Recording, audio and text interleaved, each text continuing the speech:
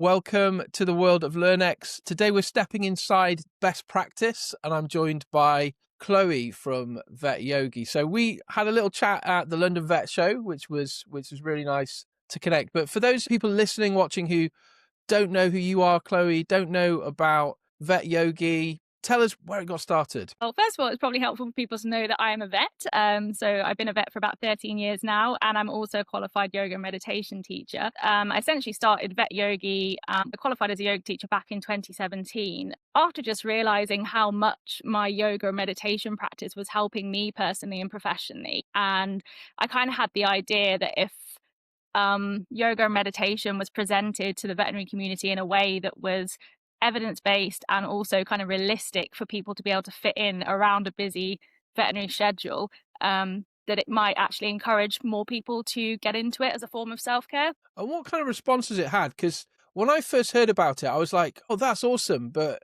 maybe people might not get it. So have you had quite a mixed reaction? I guess some people get it, some people don't. What kind of feelings and responses have you had? A surprising number of people do get it, really. Occasionally we'll have someone like come up to us at events who've not heard of us before, and they'll say like, so is it yoga for pets? I'm like, no. Yep. It's not yoga for pets, although I could probably make a killing working with celebrity dogs and cats in the yoga space if I Absolutely, wanted. yeah. There we go.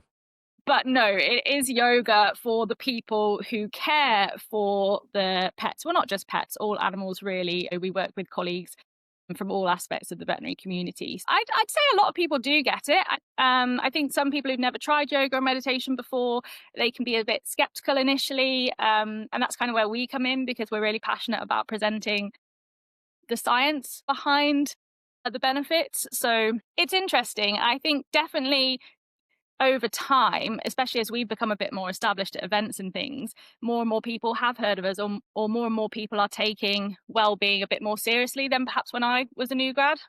So why is well-being so important, specifically in veterinary to you? Why is it so important to give vets and vet teams a space to maybe get away from the busyness? Well, I mean, yeah, straight in with the heavy stuff. I think, most people watching this will be aware that we have some fairly alarming statistics when it comes to mental ill health and problems with depression, anxiety, stress, disturbed sleep. I think there was a study done a couple of years ago that showed about 70% of vets knew a colleague or a peer who had taken their own life. So this is really, really high. And, we have to be taking it seriously, because there's a huge cost if we don't. And I think the way we also talk about those issues are important. And I've been lucky enough to hear Dr. Rosie Allister of VetLife speak enough times and follow her work quite closely over the last few years. VetLife have been doing some really impactful stuff around mental health in the veterinary community and how to deal with issues like suicide that do come up. And so there are resources there on the VetLife website. But I think, those kind of statistics and the way that vets, and increasingly more research is being done into sort of vet nurses and veterinary receptionists as well, the way that we experience mental ill health is to more extremes than people in some other professions. I was with a vet yesterday and they came in for a meeting and we're going to sit down and look at some quite, mentally taxing challenges. And they've just come in and they've just had a real wrestle with a horse that's nearly knocked them out. It's a high pressure.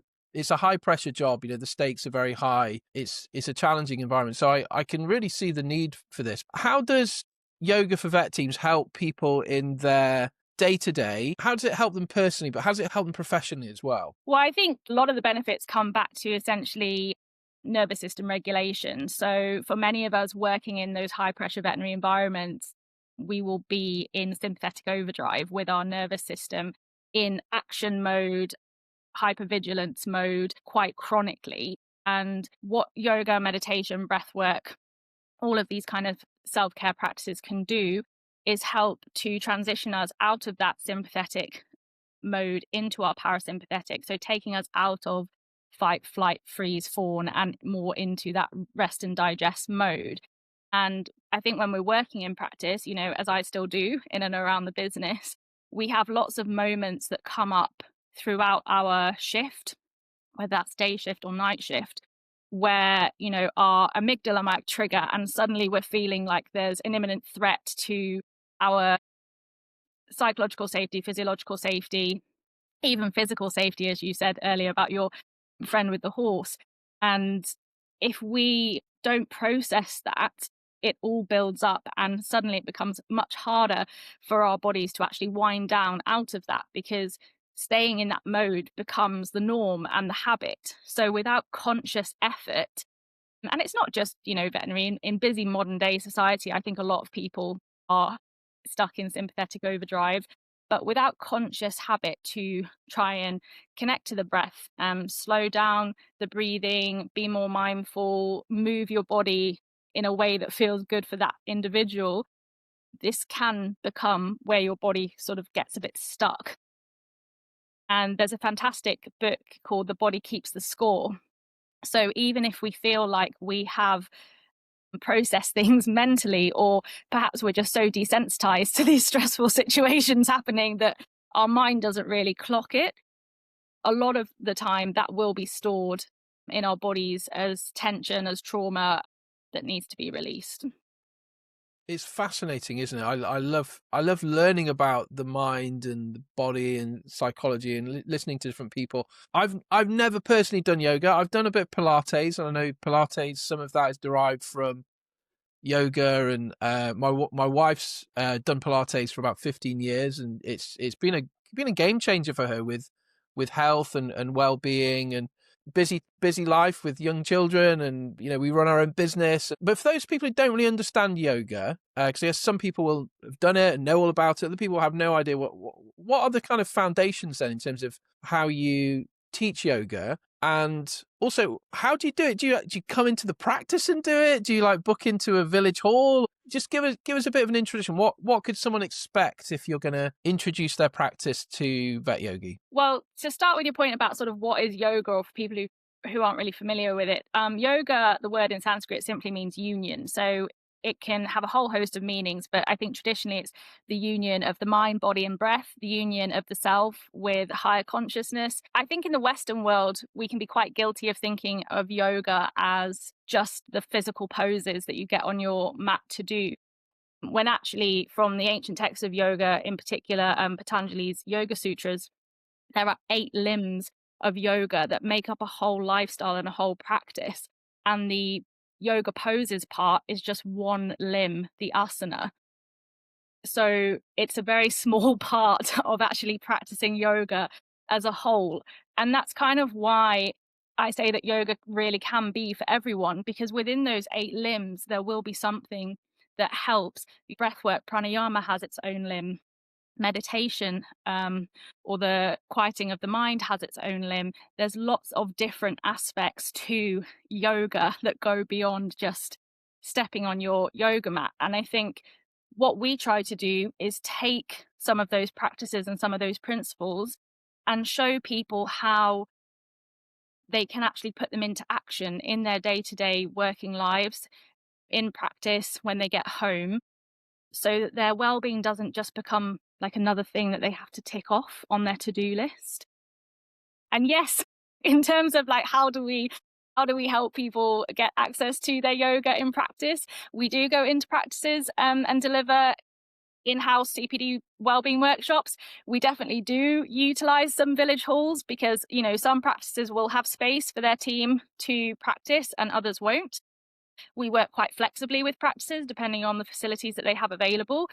We obviously have our online platform, VetYogi Collective, so people can access that at any time. And that's quite nice because people can do that as a team or as an individual. So there are lots of ways. Like you said, we met at London Vet Show. So we, for the last few years, have had the privilege of facilitating the wellbeing zone there. We do lots of different taster classes at events of different styles of yoga, because that's the other thing, like within yoga itself, there's many different traditions, many different styles. For instance, vinyasa yoga is really energizing. It's very movement based. is more sort of down the line of what you might think of as like working out through yoga. And then you have traditional hatha yoga, which is really helping you build a solid foundation. So you go through the poses a little bit slower.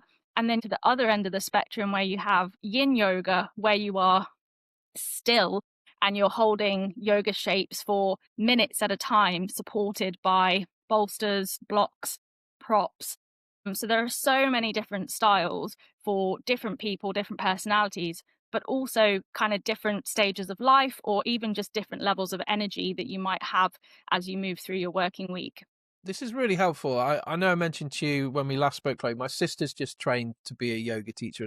She runs a charity up in the north of England, and they have like a wellbeing centre. So Yeah. they have this studio, and she thought, well, what can we do here? And she's trained to be a yoga teacher. So now I've got some really useful intel to have some interesting conversations. So I'm a little bit green in this area. How does a practice engage with it? Do you sometimes go places and the whole team gets involved? Or I guess you might have a few people who are like, I don't want people to see me stretching and stuff. I guess there's a little bit of vulnerability that goes with doing exercise-based activities. How have you found that working with practices? I think because we do build whatever workshop CPD we're doing with that team, or sometimes practices have multiple locations.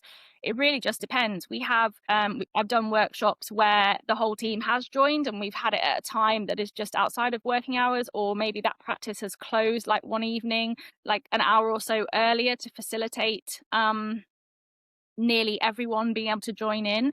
I did a workshop, I think last year, for the RSPCA in London, so quite a big hospital. And what we did there was I basically just did the same workshop back to back, so that half the team could come in the morning and half the team could come in the afternoon, so that everybody who wanted to participate could.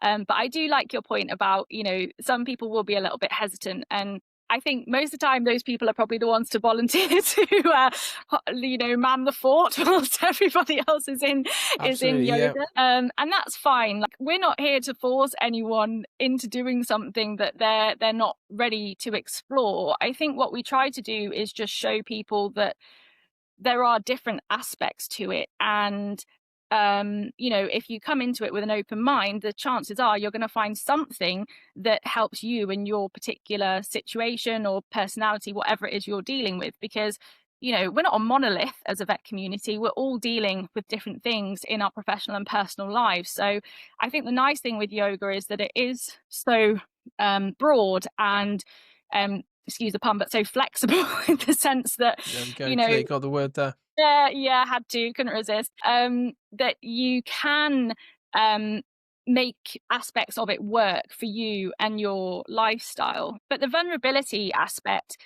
that's really, really lovely that you picked up on that, because you might see it on our socials. I'm always saying about how honored I feel to have the trust of our students who come in. And, even at LVS recently, we always get people who've never tried yoga or meditation before coming to our classes. And when they tell me that, well, first of all, it makes me super happy, because that's our goal, is to introduce veterinary professionals who might never have considered trying it before to yoga or meditation. But secondly, them coming to us with that sort of open mind and open heart, usually because they need help or they're looking for something to help them. We don't take that for granted. That is a really privileged position to be in, to have your colleagues and peers trusting you with something like their well-being.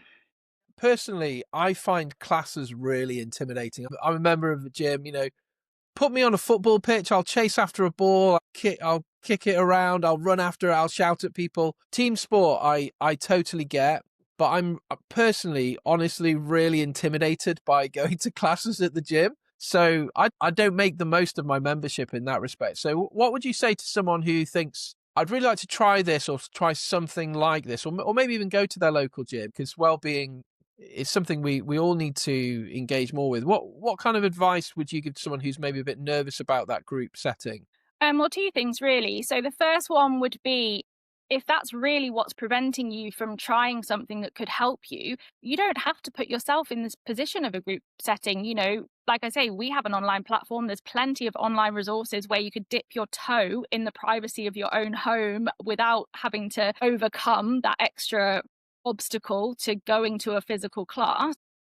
I think for a lot of us in the veterinary community, to be honest with you, a lot of the yoga studios and gym classes are closed by the time we finish work anyway, which is kind of why we developed the online platform. But then the second thing, if you do brave it and you decide that you're going to try a class in person, do a little bit of research into the class first and check the reviews, check the style of yoga that you're going to, make sure it's one that, if you have any existing injuries or anything like that, that it's going to suit your body. So you're not putting yourself in physically uncomfortable. Well, yoga might be a bit physically uncomfortable if you're inflexible, but, comfortably uncomfortable. We don't want it to be painful. And I think just remember that in a yoga class, typically, and I've been a student in many yoga classes with teachers all around the world, like, we're all focused on ourselves. Like, we're all in that practice for our own poses, our own breath. I think the only other person you might really be focused on is the teacher. So I think you'll soon find that no one's really paying attention to what you're doing, Yeah. No because one's going to judge you. No. yeah, no, and if they are, because humans are humans, so what? It's one of those things where I genuinely think if you do take a peek around the yoga class, people are so honed in on trying to balance themselves or listen to what the teacher's saying that there's not really that headspace to be like looking around at what everybody else is doing. Yeah. Okay, I'm going to ask you a question around some of the work that we're involved with teams. We cause people to stretch in different ways, more professionally than physically. But one of the big challenges we find in the veterinary field is people are so busy. I personally feel, a lot of energy, of course, goes into the clinical work. You've got patients coming in, there's emergencies, and vets and vet teams know how to flex their reactive muscles. But the thing I find, speaking with a lot of people in veterinary, is they often struggle when they're in their working environment to find reflective mode, to sit down and do thinking work, to stop and analyze, assess, because maybe they're waiting for that emergency or the schedule is so jam-packed. What have you found in terms of, that culture of reflection within vet practices? Do you feel like it's missing, and what do you think can be done to help people find moments in the day where they can switch off from just getting stuff done and dealing with emergencies? Yeah, I think that's a really good question, Andy. And to be honest, I am a typical vet in this sense. Like, if I am not conscious of it, I will happily live in the future.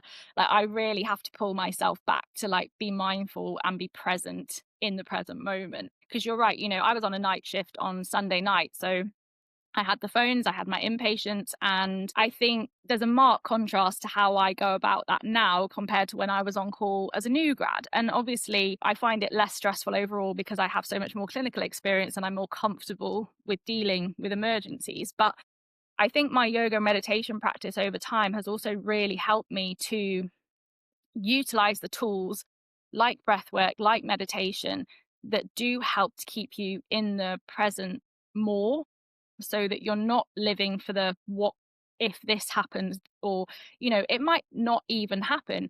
You could spend the night worrying about that 2 a.m. GDV and you never get that call, and you just suffered unnecessarily for those hours. And I know it's easier said than done. Like, I'm not minimalizing this, because we've all been in that situation where we find it really hard to stop that internal monologue from going and telling us the worst case scenario. And it's kind of our brain's misguided attempt to try and keep us safe, because if we're prepared, then we can handle things better. But I think in terms of reflection, I think we're getting better at it. Like, there's definitely hope there. Even the way we have to do our CPD now, we have to reflect on what we've learned and that kind of thing. And I think a lot of this will come back to leadership teams, because some of the best teams that I've worked with, and this point in my career, as someone who's been a locum for a very long time, I've worked at over 30, maybe even 40 different practices across the UK, Australia, New Zealand, Cook Islands. I've seen lots of different teams, large, small, different areas, different demographics of clients. I started off in large animal, I then do small animal. So I think when the leadership team and the culture models things like reflection and things like taking your breaks and leaving on time, this isn't going to be every single time because emergencies will happen, but where possible, that's really, really vital to how the team then demonstrates those things as well. But I do think it has to be modeled at the top in a practice culture. Absolutely. So let's take a for instance, if you've got, I don't know, surgery coming up in 30 minutes, but you have some time and you've got things to do, you've got paperwork to do, or there's some training to catch up on, or there's a conversation, but perhaps you're zoned in on what's coming up. Have you got any tactics or techniques or kind of little rules of thumb that might help someone to say, okay, I can now be present in doing something in this moment and not be anxious or overly kind of overthinking what's coming up later in the day? Yeah, I think this would probably particularly apply if it's a procedure that you're a little bit nervous around. Maybe you haven't done it very much, because I think, if you're experienced and you have a dog castrate, most of us probably won't be stressing about that, depending. But if you're sat there and you know that you're going into theatre, you've got a couple of things to do before that happens. The one thing that you're going to have access to, well, two things really. You're going to have access to your breath and you're going to have access to your body. So even just getting up, put your phone on timer for a minute and stand up and do a deep forward fold, head down towards the ground. When we get our head down below our heart, it slows our heart rate, it lowers our blood pressure. So that's an instant way to kind of hack our parasympathetic nervous system, if you like. So set the timer for a minute and just hang out in a Uttanasana, a standing forward fold, because most of us probably won't want to be sitting down on a consult room floor or anything like that. Breathing, again, come back to the breath. You can either set a timer or you can do one of the little practices. Like we have a whole section called yoga moments that are videos 5 minutes or less. Some of them are 2 minutes of connecting you to your breath. Again, if we can slow the breath and take deep conscious breaths, that's an instant signal to our body that we are actually safe. So if you can do these like micro practices that may just take 2 or 3 minutes, that's going to help ground you, it's going to help calm you, regulate you, and you can then tick off a couple of the things that you want to get done before you go into surgery. The other thing as well is, how do we incorporate our breath into these veterinary specific situations? So if I have students or new grad with me, I'm teaching them, surgery or whatever it is we're doing. But I do also, I might get some weird looks for this, but as we're scrubbing in, I'm doing breath work as I'm scrubbing, because if you're scrubbing with sterilium, you've got 90 seconds there and you know what you're doing with the scrubbing if you're experienced. So you can really focus on the breath in the same way that I will look to my nurse before I cut to check that they're happy, that my patient is anesthetized to a satisfactory level. That's something I always do before I cut, is I check in with them. The other thing I do before I cut is I take a deep breath just to sort of center myself in that moment. And it's kind of like, right, let's begin. And there are lots of ways that you can actually build breath work, particularly because it's one of the most accessible things that you can do for everyone, into a practice day. So if you're a vet or a nurse, it might be taking a deep breath every time you draw up an injectable. So if you're someone who's stuck in shallow breath and you start to link a deep breath to a task that you're going to do potentially hundreds of times that day, suddenly you've gone from taking no deep breaths a day to taking loads, and you've not really had to like sit down and dedicate specific time to it. If you're a receptionist, maybe before you pick up the phone, you take a deep breath. So there are lots of different ways that you can incorporate your well-being practices into your habits and sort of stack them. That's really good. I think one of the main objections people have with anything is, I don't have time to do this. I don't have time for yoga. I don't have time. It's too busy. But actually factoring it into your practice and looking at how you can be intentional around your well-being, breathing, all these kind of things are really important things that people can learn. I think sometimes it's just stopping and giving people that encouragement to do it, or micro learning is definitely the way forward. A lot of people do not have the time to sit down and listen to a webinar, a lecture, that kind of thing. And micro learning is definitely one of the ways forward. So when it comes to leadership, you mentioned the onus really being on leaders setting examples and creating culture. If I can ask you to be honest, Chloé, how seriously do you feel like most leaders in the veterinary profession take wellness? Is it just something we have in a policy somewhere that says we care about this, but has it really been missed in the veterinary industry? What are your honest thoughts? This isn't a cop-out answer. This is just the truth. I do think it massively varies between practices and teams. So we absolutely do have some leaders who have approached us to do something, and it does kind of feel a bit more like a tick box exercise rather than sort of wanting to evoke meaningful change. And there are a few ways that you can determine that or kind of sense that, but then we also work with leaders, and most of the time I'm getting emails from leaders, how do I get this for my team, or how can we do something? A lot of the people who approach us at events like LVS and Vets Now ECC, we do get approached a lot of the time by the employees or by the team, but we also get leaders who are curious about what we're doing and how they can provide access to their team. And I think it really does vary. One thing I would say, and I think I said this earlier, I think over time we are seeing more and more people in the veterinary community take well-being and veterinary mental health more seriously. I've been qualified 13 years, and even in that time I've seen a huge jump. But I think there's also more people from the veterinary community who are working in the well-being space as well, and who are trying to drive these initiatives forwards. So that's really positive and really hopeful. When we were touching on the sort of heavy and darker statistics earlier, I think it's really important to remember that there is a lot of hope, and there are a lot of really cool people doing great things to try and help veterinary well-being in the community.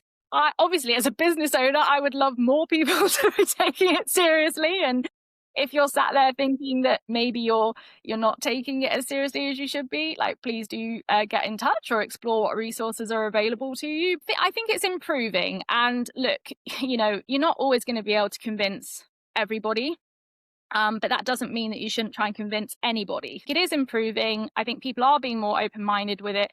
And I also think really we can't afford not to be, because look at where we've been. The only way that we can move collectively is forwards. That's brilliant, Chloé. I absolutely love your energy and passion. You're a woman on a mission. I think it's really admirable. It's inspiring us as people who are going to be listening to this, who are working in veterinary practices, but also be people who are innovating, doing some of their own things, maybe on the side, or maybe as their main thing. And it's really good to hear from people who've taken up the challenge to do something that they believe in vocationally and entrepreneurially. So hats off to you, and it's been really good to speak today, Chloé. I've really enjoyed it. I've learned lots, which has been really good. I'm definitely with you that there needs to be, and it's good to see some of the signs that there are more things in the wider workplace and in the veterinary industry to support well-being, because happier, healthier employees are going to be more productive. There's going to be less people leaving companies. There are sadly a lot of people leaving the veterinary profession due to stresses and strains. That's a big reason. So to keep people in the profession, to help business growth, to help team collaboration, when there's happy, healthy people around you in work, it's going to help you as well. So I think there's so many benefits for the kind of work that you're doing. So thanks to everyone for listening and joining today. There is a link in the description with some information on the things that Chloé is doing with VetYogi. And make sure that you post comments in the reflection questions on the LearnX platform if you're wanting your CPD certificate for the Best Practice Summit. So thanks again for joining, Chloé, and it's been really good to speak, and we look forward to speaking again in the future.